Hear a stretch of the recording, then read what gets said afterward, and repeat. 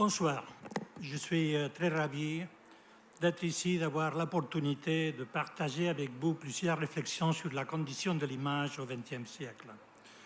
Pour éviter des malentendus, j'aimerais commencer avec deux avertissements. Je ne suis pas francophone et alors je vais faire de mon mieux avec les français que j'avais pris à l'école secondaire, c'est-à-dire que je demande votre indulgence. Mais le deuxième avertissement qui est plus important, c'est que je dois éclaircir que je ne suis pas une historienne, je ne suis pas non plus un théoricien, je ne suis pas un critique, je suis tout simplement un photographe, c'est-à-dire quelqu'un qui crée des images, qui génère des images et qui réfléchit sur les images. Je me considère un photographe qui pense l'image, un photographe qui s'interroge sur la nature du photographique. Donc, j'aurais pu arriver ici ce soir et tout simplement vous présenter un travail de ma production, peut-être un dernier projet, mais je préférais par contre m'embarquer dans un défi ou un challenge, sans renoncer à vous présenter à la fin un de mes projets. Ce que je vais faire vraiment, c'est de partager avec vous une partie de ma curiosité et ma recherche récente. S'il vous plaît, les vidéos. Si dans la musique, il y a le DJ, le DJ, j'aimerais vous offrir ce soir une performance pareille en tant que PHJ, c'est-à-dire comme photographie jockey, parce que ma tâche ici va consister à choisir des travaux, des images fixes ou des clips audiovisuels que je trouve pédagogiques. J'ai construit une sorte de pot-pourri ou de remix avec des œuvres de collègues, mais aussi avec des images anonymes pêchées dans l'océan d'Internet. Je dois donc avertir d'abord encore qu'à cause de cette procédance, la qualité ne sera pas toujours à l'auteur des beaux standards suisses. Je regrette. Mais cela n'implique pas une sorte de statement. Pour l'image contemporaine, la notion de qualité est en train de basculer. On pourrait dire qu'aujourd'hui, il n'y a plus de bonnes ou de mauvaises photographies, mais seulement de bons ou de mauvais usages de la photographie. Mais il faut commencer pour se demander, donc, c'est quoi la photographie aujourd'hui? Elle a constitué un des piliers de la révolution industrielle et de la culture technico-scientifique au XIXe siècle. Dans une perspective économique et politique, la photographie a contribué à contrôler le monde au moyen de son appropriation symbolique. Dans une perspective sociale et culturelle, l'appareil photographique a agi comme un instrument de bénédiction et d'archivage. Enfin, dans une perspective spirituelle ou religieuse, la photographie a transcendé la finitude de la mort en aspirant à supplanter magiquement la réalité. Il est illusoire de prétendre que ces valeurs se maintiennent égales au XXe siècle. Donc, que reste-t-il de la photographie à l'ère de la post-vérité et des selfies, à l'ère des fenêtres indiscrètes de Facebook et des sirènes de la consommation? Pour répondre, notre voyage commence avec le projet Photography Is de Mishka Henner, que vous avez maintenant sur l'écran. Mishka a rassemblé plus de 3000 phrases trouvées par Google quand les mots de recherche étaient justement la photographie est. Donc le résultat est une définition plurielle, hétéroclite, parfois intelligente et parfois stupide, parfois profonde et parfois banale, mais qui prend en compte l'incommensurabilité du concept de la photographie aujourd'hui. La photographie est cela, la photographie est cela d'autre. Dans une technique de l'écriture automatique des surréalistes ou même du cadavre exquis, ici, on a la chance de s'approcher à cette nature ambiguë, équivoque, mais riche de la photographie. Chacun de nous peut nous donner une définition différente parce que la photographie est un moyen qui doit accomplir les tâches que chacun veut lui donner. Je vais préparer plusieurs capsules. La première, la massification des images. Nous sommes témoins d'un éclatement d'images, un vrai Big Bang iconique. Nous subissons une inflation d'images sans précédent. Une inflation qui est peut-être le symptôme d'une pathologie culturelle et politique. Cette inflation, enfin, change complètement les règles de jeu qui régulent les liens entre nous et les images et qu'il faudra, à partir de maintenant, renégocier. Mais c'est où l'origine de cette inflation? L'artiste hollandais Erik Kessels nous apporte des pistes avec l'installation qu'on va voir tout de suite. La cause, bien entendu, se trouve d'un côté dans l'omniprésence des caméras de surveillance, des dispositifs satellitaires et des autres engins automatisés de captation d'images. Mais la vraie nouveauté consiste en la participation dans cette frénésie d'une nouvelle espèce humaine addicte à l'image, ce que j'appelle l'homo photographicus, une espèce pour laquelle l'être humain a évolué en profitant d'un environnement propice à la prolifération des appareils photo de poche bon marché et des téléphones cellulaires qui, très important, produisent des photos sans frais, sans coût. Pour la première fois dans l'histoire, nous sommes tous en même temps des producteurs et des consommateurs d'images. Le musée de l'Élysée, l'institution qui nous accueille ce soir, avait déjà présenté sur ce sujet en 2007 l'exposition « Tout photographe ». L'ensemble de ces circonstances simultanées a provoqué une avalanche d'images pratiquement illimitée. L'image n'a plus un rôle de rapport avec le monde. Elle est née l'amalgame, ou encore mieux, elle est née la matière première. L'image, elle ne se contente plus à représenter le monde, elle devient le monde, au moins une partie du monde. Pour son installation, Kessel a récupéré toutes les photos uploadées à Flickr pendant 24 heures, à peu près 1,5 million d'images, qui ont été tirées à une taille de carte postale et déposées par hasard sur les salles d'un musée. Si quelqu'un parmi nous dédie en seule seconde à regarder chaque image, il lui faudra toute une semaine pour tout voir. Pendant chaque minute de ma présentation, 250 000 d'images sont envoyées sur Facebook, 1 demi-million sur Snapchat. Le paradoxe est que nous ne faisons plus de photos pour les voir, nous nous noyons dans des images que presque personne ne voit. Et dans cette situation absurde d'images invisibles, sont alors d'autres valeurs qui prévalent, comme par exemple la connectivité et la communication. La post-photographie nous annonce ainsi une société qui perd en mémoire ce qu'elle gagne en interaction.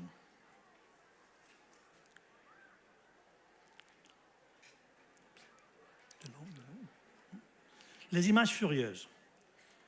Nous affrontons de nos jours à une mondialisation féroce et à l'économie virtuelle. Le capitalisme des marchandises a été absorbé par un capitalisme d'image, ou plutôt par une iconocratie, par la tyrannie exercée par l'image sur nous, qui nous a relégués de la situation de souverain à celle de sujet. Nous habitons une société hypermoderne, marquée par la consommation, la quantification, l'excès et l'urgence. Nous découvrons un monde à travers des écrans digitaux qui permettent d'accéder à une réalité fluide, complexe et surveillée. Internet, les réseaux sociaux, les téléphones portables, les caméras de surveillance, merci, et toutes les formes de dispositifs d'enregistrement visuel sont à l'origine d'une sursaturation dans laquelle les images ne sont plus de médiation soumise et docile entre le monde et nous, sinon qu'elles deviennent actives et furieuses. C'est quoi le prix qu'il faut payer? Comment apprivoiser ces images furieuses? Voyons quelques projets. Par exemple, Black Mirror nous parle d'une visuel violente, de la violence des images. C'est ça qu'il faut payer. Share more. Smile more. Find more. Consume more. Think more. Experience more. Remember more. See more. Share more. Remember more. Learn more. Make more. Play more. Make more. Connect more. More. More. More. Be yourself. know more. The future is broken. Charlie Brooker's Black Mirror, returning soon on 4. Donc je redemande comment maîtriser, comment apprivoiser ces images furieuses. Il y a plusieurs exemples. Par exemple, le Mexicain Emilio Chapela Pérez revisite les valeurs de la crise contemporaine, comme la démocratie, l'économie ou la violence, à partir des contenus de Wikipédia et Google, dont les résultats croisés convergent sur des projets combinant la critique et le sarcasme. Sa pièce biographique Gans est un diaporama qui projette les premières 100 images obtenues dans Google lorsque le mot de recherche est GAN. Le résultat nous fait penser aux images comme des coups de tir en rafale. C'est pareil chez Jean-Gabriel Perriot, qui nous présente de son tour une séquence kaléidoscopique d'images qui se succèdent en rythme vertigineux. Les photos gardent toujours un axe de mouvement frontal. C'est un voyage qui traverse les paysages, mais qui aussi nous fait traverser la condition de l'image. On visite la nature sauvage, puis la civilisation, l'environnement urbain, les autoroutes, les chemins de fer. Mais notre destin n'est pas Eldorado, mais l'horreur d'Auschwitz, la fin de tout espoir. Le titre de la pièce, Dies Irae, le jour de la colère, est un hymne latin du XIIIe siècle attribué au franciscain Thomas de Célanne, ami et biographe de Saint François d'Assise. Le poème décrit les jours du jugement avec la dernière trompette en appelant les morts devant le trône divin, où les choisis se sauveront et les condamnés seront lancés aux flammes éternelles. Les jours de la colère, ces jours dont les siècles seront réduits aux cendres, combien de terreur il y aura dans l'avenir.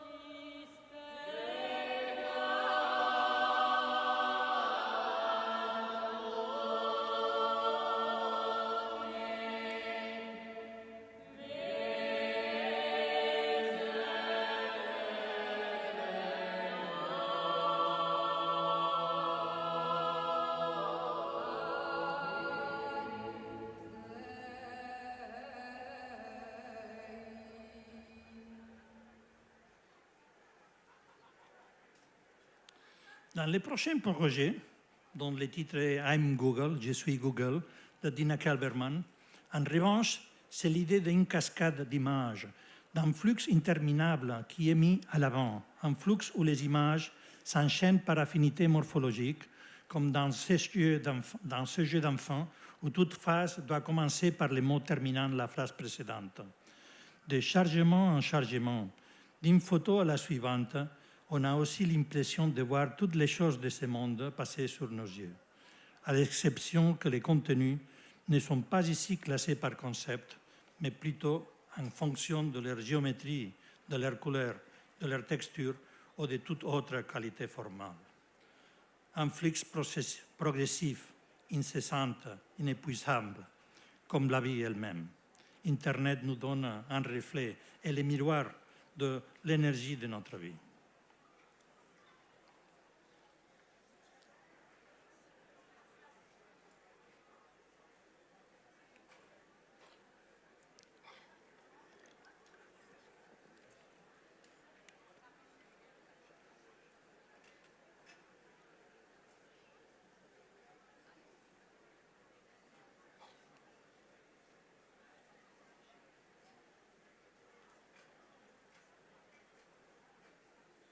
Suivante, l'image comme conscience. Ces images vont nourrir notre esprit et participent au formatage de notre conscience. L'image est un matériel trop sensible qui peut provoquer plein de conflits. Des faits marquants, comme la publication des caricatures de Mohamed en Danemark ou la tragédie de Charlie Hebdo à Paris en 2015, démontrent à quel point la force des images peut constituer un casus belli. L'histoire des images est aussi l'histoire de la pensée et des actions qui s'en suivent. C'est quoi le vocabulaire du système opératif d'une société dystopique? Miguel Andrés nous répond. Please wait. Please wait. Preparing to install. Please wait. Decompressing packages. Creating installation index. Please wait. Restarting installation. Please wait. Installing education. Copying preschool content. Copying elementary school content. Copying middle school content. Copying high school content. Copying university content. Copying additional content. Installing social rules. Copying family package. Copying monogamy. Copying right. Copying shyness. Copying fear of unknown. Copying shame. Copying selfish. Copying individualism. Copying competitiveness. Copying standard of beauty. Please wait. Please wait. Installing patriotism. Copying biased history. Copying border.map. Copying flag.bmp. Copying democracy.x. Copying government.dll. Copying institutions.sys. Copying politicians. Copying particocracy. Copying homeland. Copying leader. Copying transnational companies.adm. Installing religion. Copying ethics. Copying moral. Copying prayers. Copying chants. Please wait. Please wait. Searching God.zip. Searching God.zip. Error. God.zip is not found. Replacing with false God.rar. Copying symbols. Copy family standard. Copying holy scriptures.log. Copying creationism. Please wait. Deleting evolutionism files. Please wait. Please wait. Installing work. Copying effort. Copying productivity. Copying individualism pro. Copying hope to triumph. Copying boss. Copying competitiveness. Copying satisfaction. Copying dignify. Copying trade union.x. Please wait. Please wait. Error. Trade union.x is damaged. Trade union.x was omitted from the installation. Copying slavery 3.1 beta. Installing a consumerism. Copying advertising. Extracting needed items. Copying brands packages. Copying brands packages. Copying brands packages. Planning obsolescence. Please wait. Installing system core. Copying monetary system. Trademark. Copying bank system. Trademark. Copying corporatocracy. Trademark. Copying capitalism. Trademark. Elite edition. Installing system firewall. Copying police pro. Copying army pro. Copying mercenaries pro. Installing system antivirus. Celix Vandal Zolna. Copying Valium. Copying Neurozyme. Removing unnecessary files. Searching. Searching. Deleting altruism. Deleting solidarity. Deleting social awareness. Deleting emotional intelligence. Deleting self-knowledge. Please wait. Finishing installation. Please wait. Please wait. Restarting system.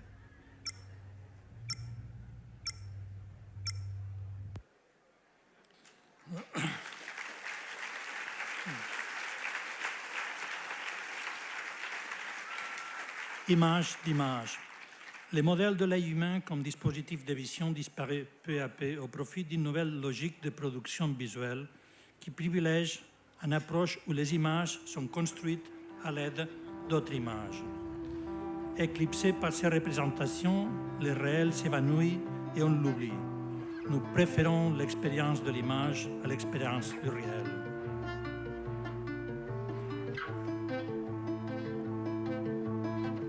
Rewatch your memories again and again and again. With the new memory grain implanted, you can record everything you see and rewatch it whenever you want. Memory grain.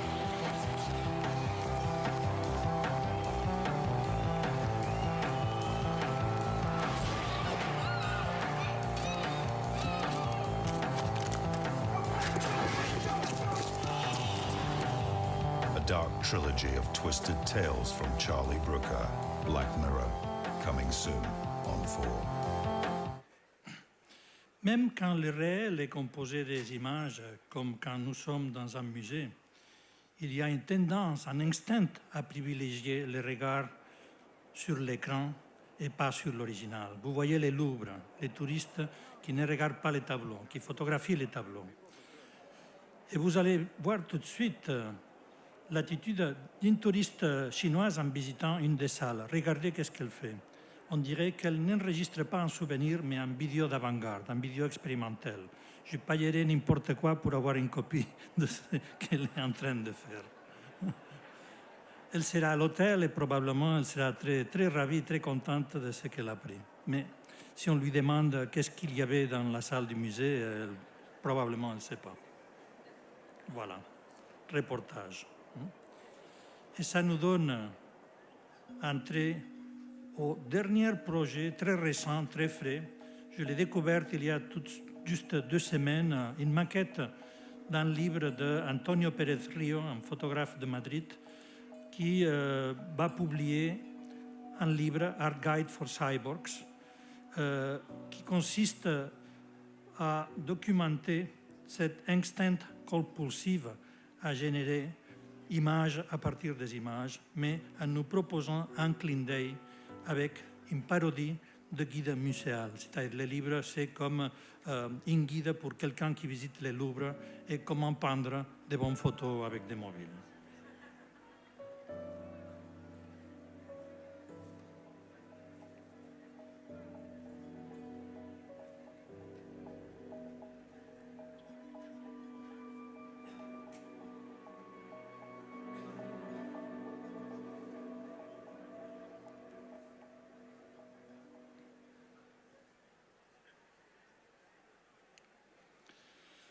Suivante capsule, Selfie Manie. Les selfies constituent une catégorie marquante de la post-photographie et j'aimerais y dédier 1 minute. Voyons une instantanée courante d'un événement social, la visite du pape à Sao Paulo, tel que paru dans la presse. Bien entendu, il s'agit d'un cadrage et d'un instant aléatoire. Mais quand on fait attention, on peut compter la présence de 170 personnes captées dans l'image et tout de suite on aperçoit que parmi la foule, il y a 46 personnes qui sont en train de prendre une photo dans ces précis moments. Cela n'implique pas que les autres personnes ne prennent pas de photos. Peut-être ils l'ont déjà fait ou ils sont en train de le faire en seconde après. La situation donc soulève quelques commentaires. 1. Nous vivons à l'intermédiaire de l'image. Nous avons déjà vu ça. 2. L'appareil photo devient un élément indissociable de l'événement. Il participe à la construction de l'événement. Et 3, le plus important, les gens qui prennent des photos n'ont pas la prétention de tirer un bon portrait du pape ni d'obtenir un bon document photojournalistique. Il ne s'agit non plus d'un simple souvenir. Pour tout cela, la propagande du Vatican a déjà fourni une distribution massive d'estampes gratuites. En revanche, ce que les assistants souhaitent, c'est de s'inscrire dans l'événement et de se donner une marque autobiographique. Ça sera la vraie essence du selfie, que n'est pas récente. Voici une image faite en 1920. Les photographes de la Byron Company de New York. L'autoportrait n'est plus un patrimoine exclusif des artistes ou des professionnels. Les selfies impliquent la démocratisation de la photographie et la possibilité de gérer et partager l'image de soi-même. Les selfies déplacent la certification d'un fait par notre présence dans ces faits, par notre condition de témoin. Il y a donc une mutation du document à l'inscription autobiographique. Mutation du document à l'inscription autobiographique. Une inscription dans l'espace et le temps. Une inscription dans les paysages et l'histoire. C'est la substitution du noème « cela a été » par « j'étais là ». Le phénomène selfie n'est pas une mode éphémère. Il s'agit d'un nouveau genre photographique, comme la photo d'identité ou la photo de mariage. Pourtant, un genre qui est là pour rester. Le selfie est beaucoup plus que l'expression d'une société égocentrique et narcissiste. Le selfie est un régulateur des sentiments qui nourrit la nécessité psychologique de s'expliquer soi-même. On pourrait dire Je selfie, donc je suis.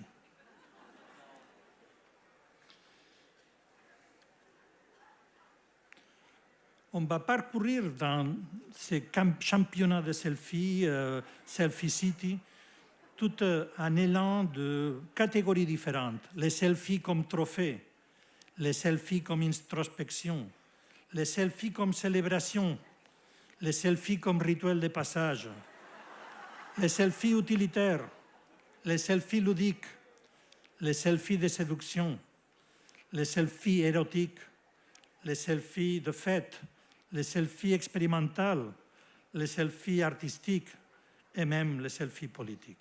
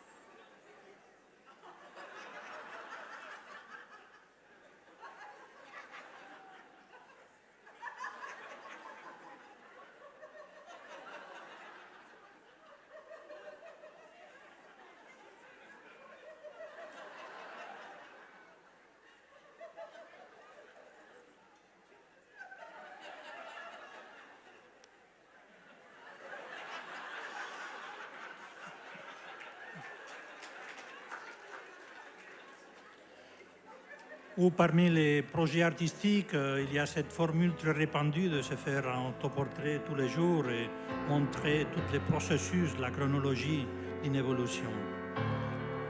Un des plus anciens, Noah Kalina, commencé l'année 2000.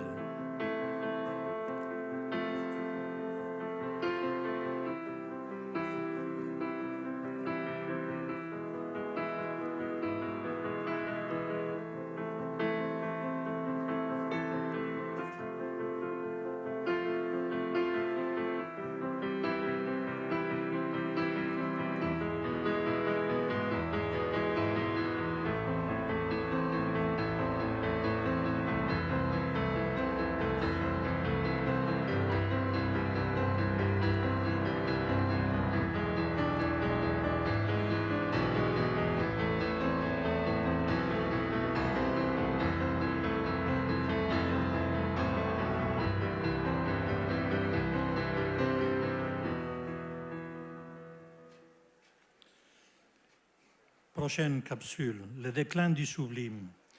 Dans les panorames que je suis en train de présenter, il faut quand même reconnaître des pertes et des échecs. Par exemple, le déclin du sublime. Comme catégorie esthétique, le sublime désigne une qualité d'extrême force qui transcende le beau et qui est liée au sentiment de l'incommensurable.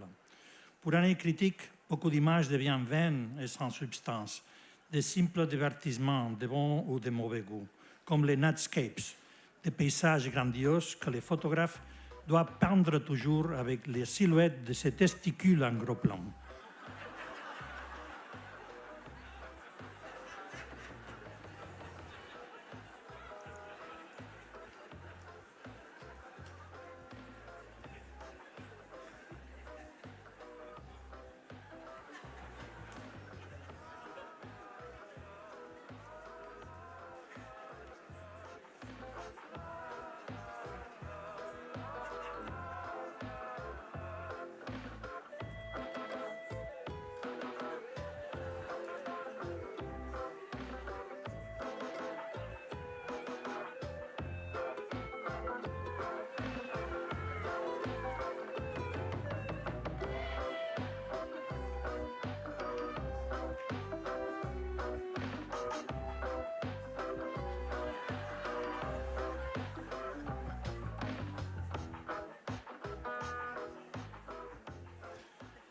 Mais en contraste avec cet humour ridicule, la polonaise Marta Mantika dénonce la situation dans deux lieux de mémoire qui deviennent des sites thématiques, des parcs d'attractions et des loisirs, des complexes touristiques, d'un tourisme mondialisé.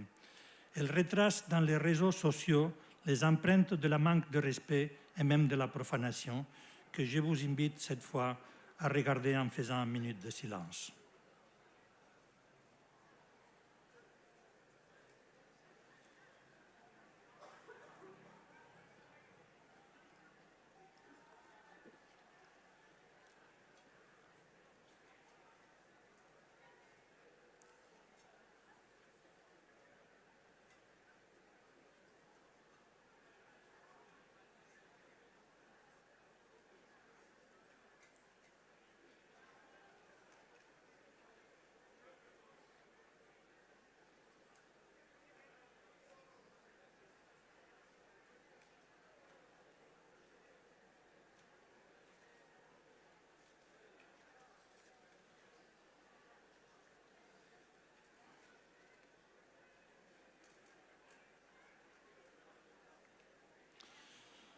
Joachim Smith récolte aussi l'anti-sublime, les banals et l'absurde qui abondent sur Internet. La série Other People's Photographs se compose d'une collection de 96 livres auto-édités, comportant chacun une sélection d'images selon un critère de classification plutôt insolite, souvent perturbante.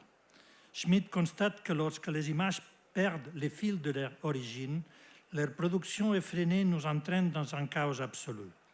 La mission de l'artiste consiste alors à rétablir un ordre possible, un ordre qui, non sans un clin d'œil malicieux, sème la confusion dans l'esprit d'un public naïf, mais suscite la complicité d'un public connaisseur qui pourra savourer une parodie caustique concernant les méthodologies de classification officielles des historiens et des musées.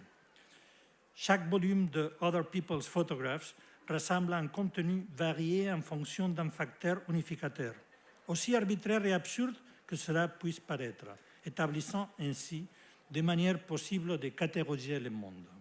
Mais en fait, Joachim Smith récupère la volonté encyclopédique de d'Alembert et de Diderot, croisée avec les paradoxes littéraires de Jorge Luis Borges, la systématique de l'Atlas Mnemosyne d'Avi Warburg et un remake ironique de Die Welt ist schön, Le monde est beau d'Albert Rengger-Patch. Une écologie de l'image. Dans un monde saturé d'images, s'impose une attitude de contention critique. Le tourbillon de la consommation et de la banalisation de la production photographique est la raison principale de cette contamination. Un bruit visuel auquel il ne faut pas y contribuer plus. Face à cette situation, beaucoup d'artistes arborent le drapeau du recyclage. À un moment où absolument tout le monde fait des photos, quelques artistes s'abstiennent de le faire et prédiquent des stratégies de résistance. Par exemple, la caméra restricte, un dispositif qui se branche à Internet et peut calculer le nombre de photos qui ont été faites d'un point de vue particulier. Cet appareil photo est programmé à interdire la répétition d'images qui sont déjà faites et à ne permettre que l'originalité. Si dans un endroit on a déjà fait trop de photos, l'obturateur tout simplement se bloque. Wir fotografieren dieselben Orte immer und immer wieder. Für jede beliebige Stadt sind online tausende Fotos mit Geotag verfügbar.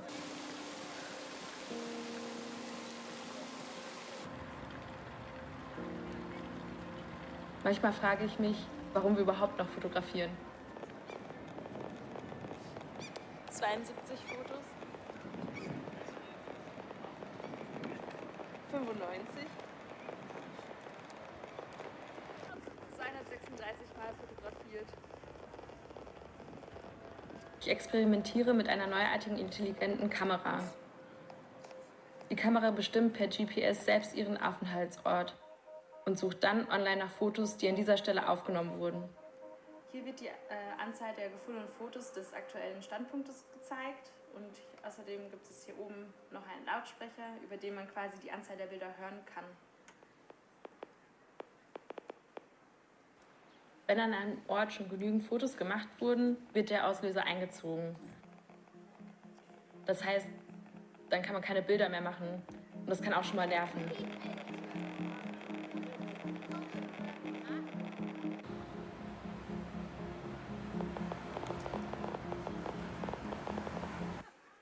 Mais il y a des autres formes de résistance. On arrive presque au sabotage terroriste délinquant. Regardez les actions de Woody Bolton pour empêcher les photos.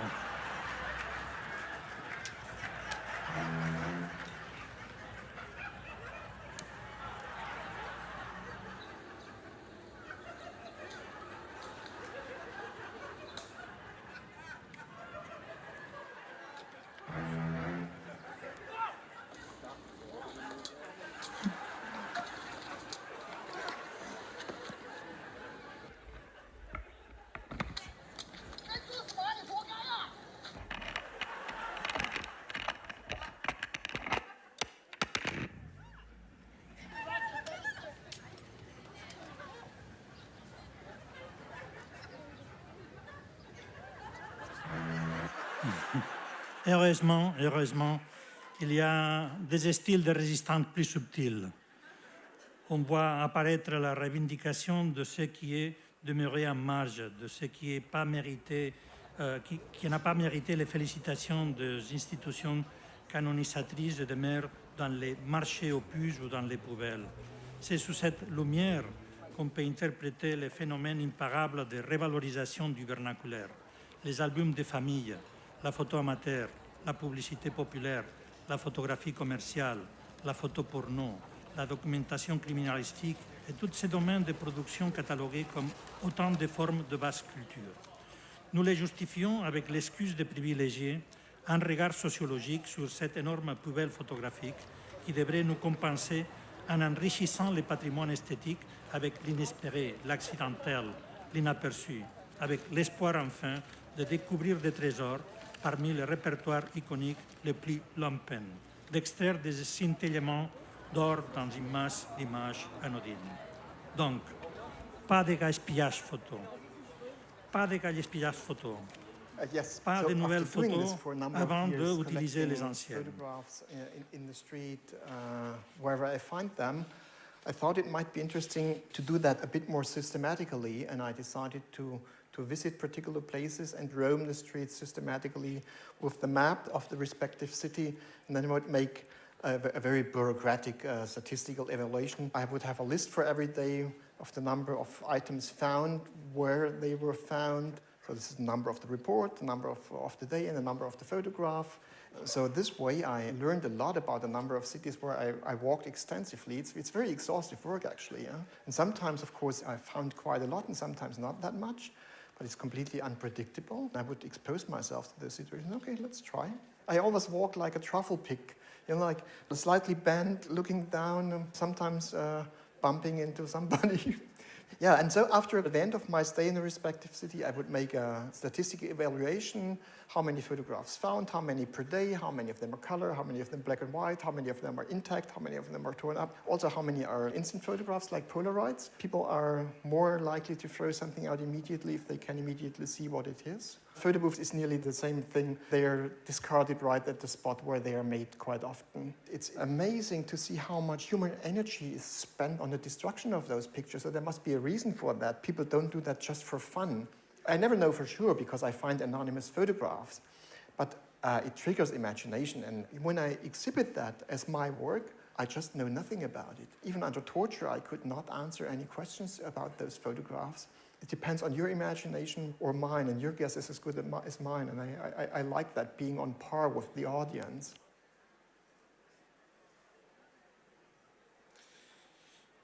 Depuis mai 2009, les collectionneurs français Thomas Sauvin récupèrent inlassablement auprès d'un recycleur de nitrate d'argent des centaines de milliers de négatifs destinés à la destruction dans une zone de recyclage située au nord de Beijing. Ces fonds, de plus d'un demi-million de photos anonymes, dont le titre est Beijing Silver Mine, révèlent la Chine des années fastes après la révolution culturelle, entre 1985 et 2005.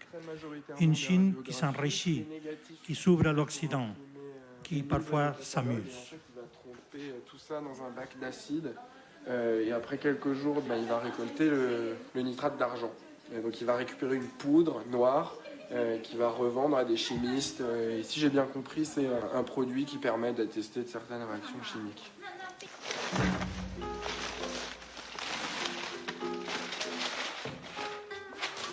Sa réserve est constamment approvisionnée par des rabatteurs qui travaillent pour lui sur toute la province de Pékin. Une mine de matériel pour Thomas. Alors là, j'ai pas mal de réunions. Un match de ping-pong. De la vie quotidienne. Avec des bonnes choses.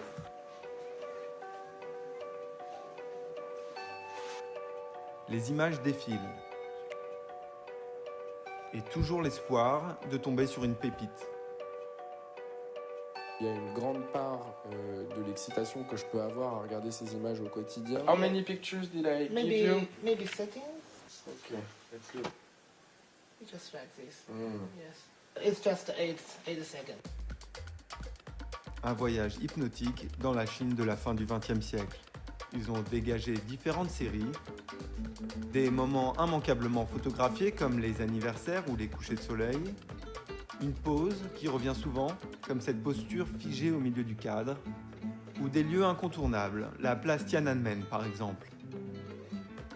S'il y a quelque chose qui m'a frappé, c'est peut-être une certaine uniformité dans les images. Le sentiment que finalement c'est peut-être une seule personne qui aurait pris toutes ces photos. Un recyclage visuel.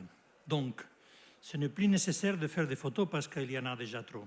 Mais si quand même on insiste à en faire, il nous faut nous promener avec un appareil photo quand nous pouvons emprunter plein de dispositifs qui se trouvent déjà installés dans l'espace public et qui font des images sans arrêt. Il faut vraiment charger avec des équipements, des caméras, des objectifs, quand on peut laisser travailler les caméras qui sont là. L'artiste Rémi Gaillard nous propose d'utiliser les radars de la police de trafic.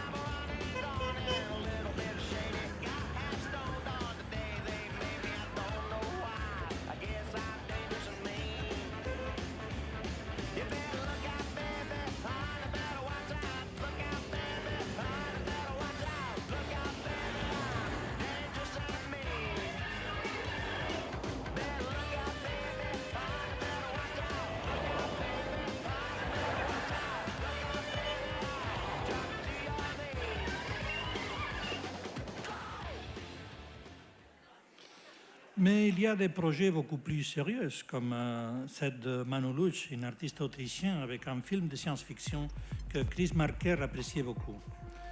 Elle nous raconte l'histoire d'une société sans passé ni futur dans laquelle les humains sont dépourvus de visage. Une femme est prise de panique un matin quand elle retrouve les siens.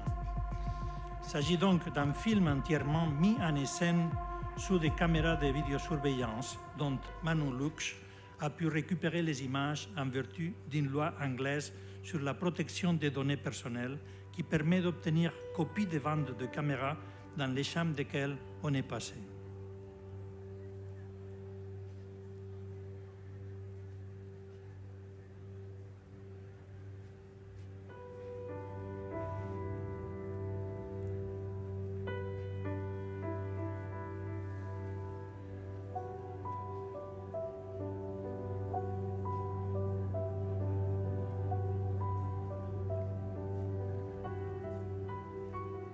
Prison of another perfect present.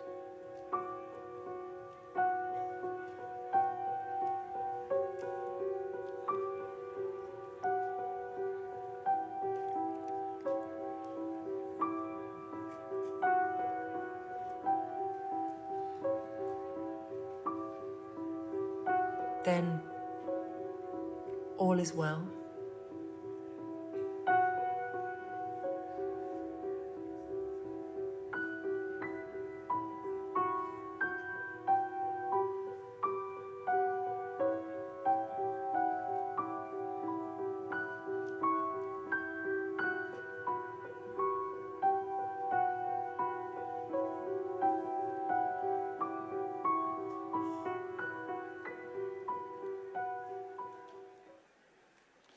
pareil, sans des moyens pour se permettre de pouvoir se payer une équipe de production professionnelle ainsi que le matériel nécessaire pour enregistrer un vidéoclip de promotion, la bande indépendante de Manchester de Get Out Close a décidé d'utiliser les caméras de surveillance qui prolifèrent dans les rues de Manchester.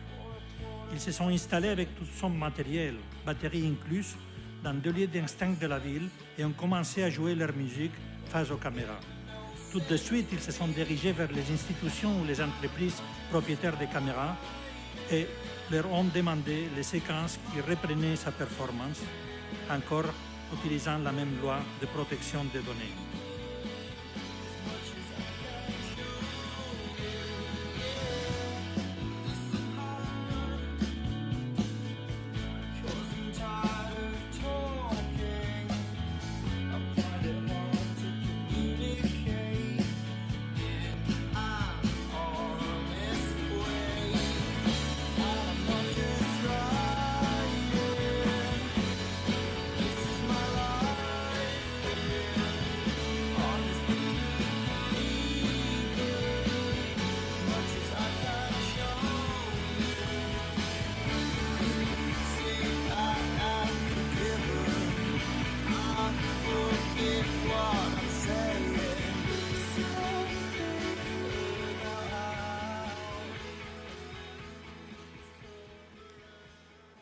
Suivante. Bemodalen. Jean Koenig nous propose, dans son dictionnaire des tristesses obscures, où il invente des mots pour des émotions inédites que nous ne sommes pas encore capables d'articuler, Bemodalen exprime la frustration de faire des photos et découvrir que quelqu'un les a déjà fait.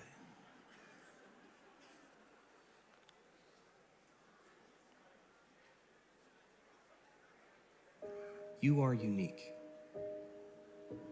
And there are 7 billion others just as unique as you.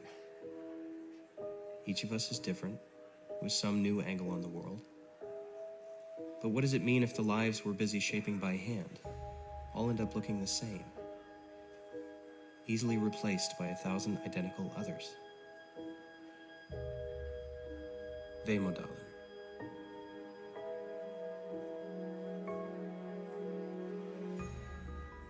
So we all spread out, looking for scraps of frontier, trying to capture something special, something personal. As if we're afraid of being captured ourselves, so quickly pegged for exactly what we are, so easily mistaken for someone ordinary, just like everyone else. It should be a comfort that we're not so different, that our perspectives so neatly align, that these same images keep showing up again and again. It's all right if we tell the same jokes we've all heard before. It's all right if we keep remaking the same movies. It's all right if we keep saying the same phrases to each other, as if they had never been said before. The powerful play goes on, and you will contribute a verse. And you and I and 7 billion others will leave our mark on this world we've inherited. But if, in the end, we find ourselves with nothing left to say, nothing new to add, idly tracing outlines left by others long ago, it'll be as if we weren't here at all. This, too, has been said many times before. The powerful play goes on, and when you get your cue, you say your line.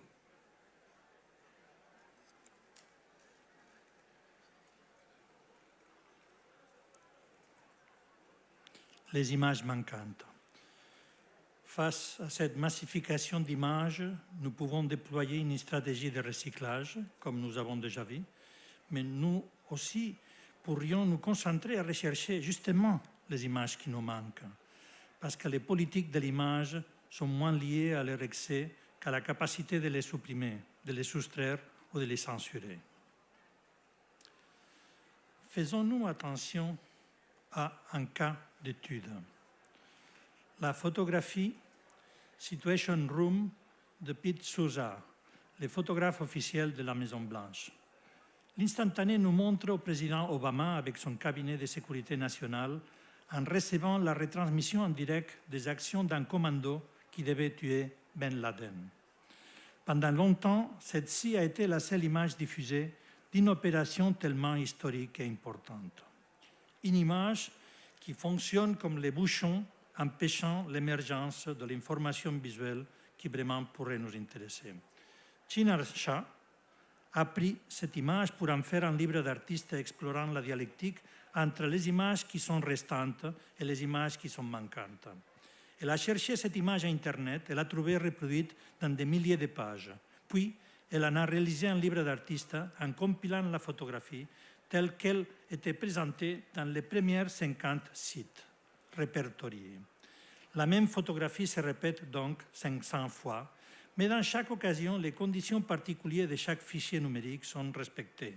La taille, la pixelisation de chaque fichier, les légendes incrustées, les marges ajoutées, les recadrages légers ou bien évidents, la couleur.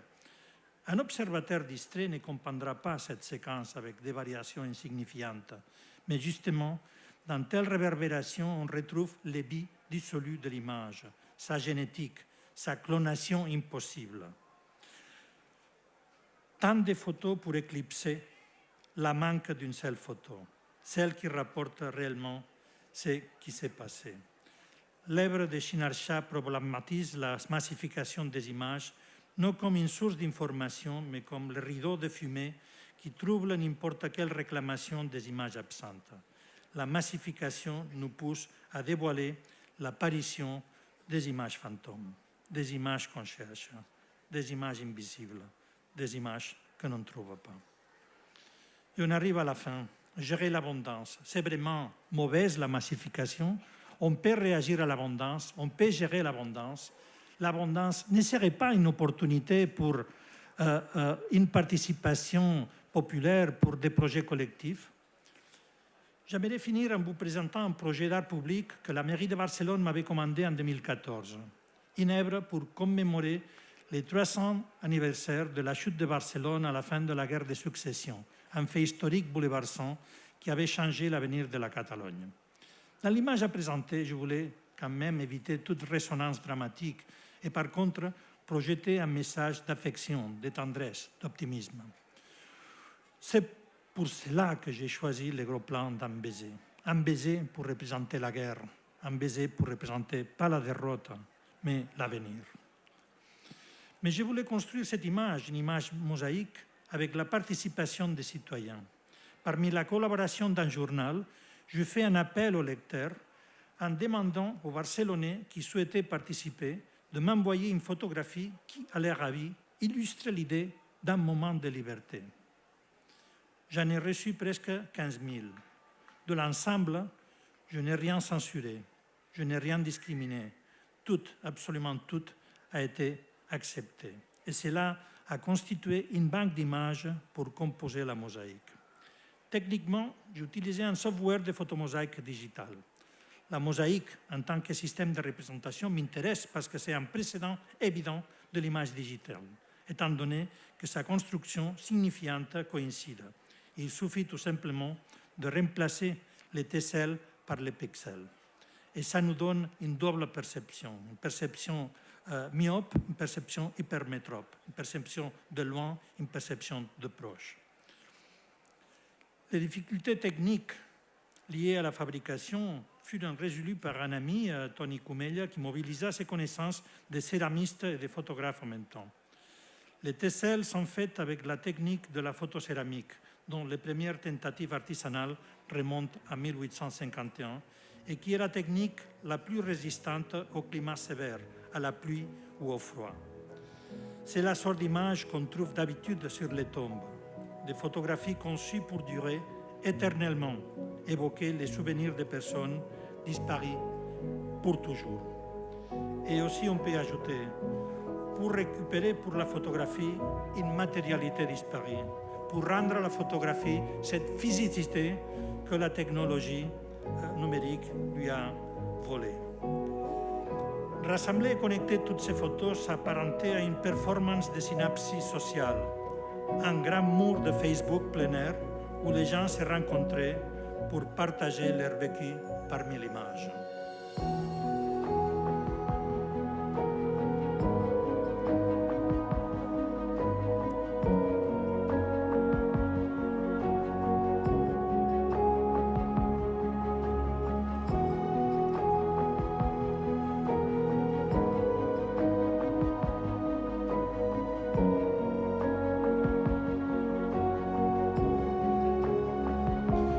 Photographier, excusez-moi.